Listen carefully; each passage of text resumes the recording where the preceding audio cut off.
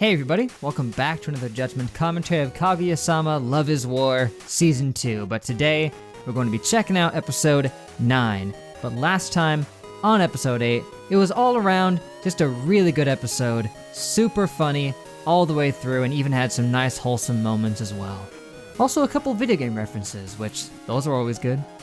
Anyway, the episode featured Fujiwara trying to help Miko out because, you know, she's very strict when it comes to enforcing the rules, and she thought that if she eased back on the rules a bit, she might better understand how to enforce them better.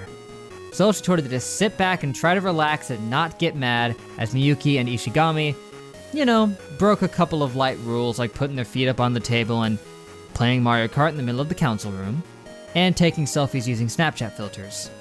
In the end, she did manage to keep her cool for the most part. She didn't scold them about it or anything, and she got to have some good times with Fujiwara as well. All in all, better than Miko just walking in the middle of something awkward and traumatizing for her. But speaking of Miko walking in on something awkward and traumatizing for her, the next segment was probably my favorite one of the episode. In fact, I can confidently say it was my favorite one of the episode. The next segment featured Kaguya and Miyuki getting stuck in a gym storage shed, and the best thing about that was that each of them thought that the other one had set it up, and in any normal case, maybe one of them would have, but nope, neither of them set this up. They both just got stuck in there by accident, and then they believed that the other one had some grand scheme to it. But instead of trying to circumvent it like they would normally do, they just played along with it. And it started to progress pretty far as a result, with Kaguya just ending up on the floor with Miyuki right on top of her, and well, they were about 1 second away from friggin' kissing right then and there, but guess who decided to walk in and save the day? Not Fujiwara this time, but Miko. And just to give Miyuki another kick to the face just as she opens the door, Kaguya runs out, grabbing her, telling her how terrified she was of that situation. And then the next part just continued on after that, where Kaguya was still feeling the effects of that circumstance, and her heart rate was going through the roof, and she thought that she might be, well, suffering from some heart problems. Which was bad because apparently she has a bit of a family history involving that, where they said her mom actually suffered from heart problems, and keyword there is suffered, because apparently they actually mistranslated something here where they said that she suffers from it when they meant suffered because apparently Kaguya's mom is deceased. So, kind of an important detail that they should have paid more attention to. But then she gets brought in to see the best doctors that the country has to offer, and they tell her that she's in perfect shape, her heart is fine. What's really going on is that she's in love. But of course, Kaguya is still a little bit in denial about that, and by that I mean a lot in denial about that, and refused to accept that she could actually genuinely be in love. And another funny story about that one of you guys pointed out was another strange translation choice involving this, where the nurse says that Kaguya is being edgy, when really what she actually said was she's being a tsundere. You can even still hear her say, clear as day, tsundere. But for whatever reason, they translated that as being edgy. I mean, it was so weird that even I took notice of it. I was like, being edgy? Okay, I guess. Yeah, I can't imagine what would have made them want to translate tsundere as being edgy. Like, do they think we don't know what tsundere means? Who do they think is watching this, that they wouldn't know what tsundere means? They could just throw the word tsundere in there verbatim. It's not like we wouldn't get it. I know tsundere probably doesn't have a very good translation, you know, into English, but just say tsundere at that point. We get it. So yeah, just another couple of weird translation choices for these subs, but it is what it is.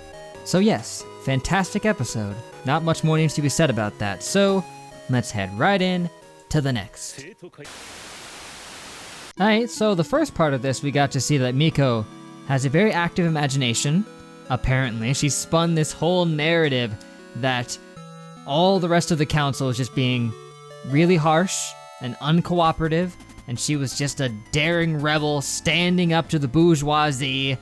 Yeah, that wasn't happening. She's barely gotten to do anything actually in the council. When really, she misidentified the goings-on as being, debaucherous. And even when she realized that she might have misunderstood what was going on, she instead defaulted to it being Kaguya, tyrannical dominatrix, just bending the rest of the council to her will.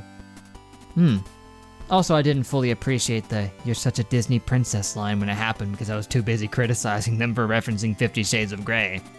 But still, what an interesting story that apparently someone was just kind enough to leave her a note saying, "Don't worry, the fruits of your labor will, work out someday." I did not quote that right. Oh yeah, your efforts will one day bear fruit. Way more simple than that. Also, what the heck is this? Next episode, chapter 128, The Reality of the Student Council?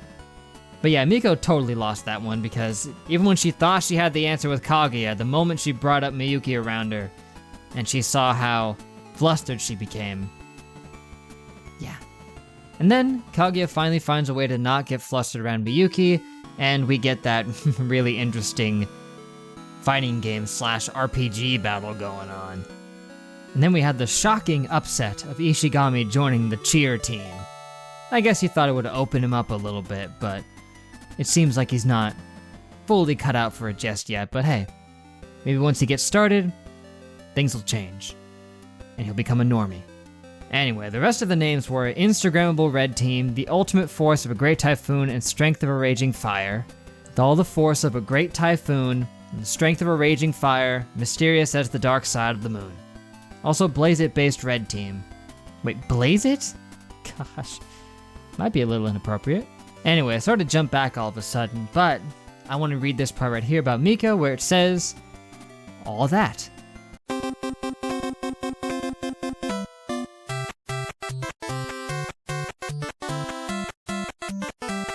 Ah well, that was a good set, but I would say these segments were pretty simple, very direct, not much else for me to really talk about here, so rather than waste more of your time, I'll just say that's gonna be it for now, guys. So thank you for watching. Make sure to leave a like and a comment if you enjoyed, subscribe to be updated on more.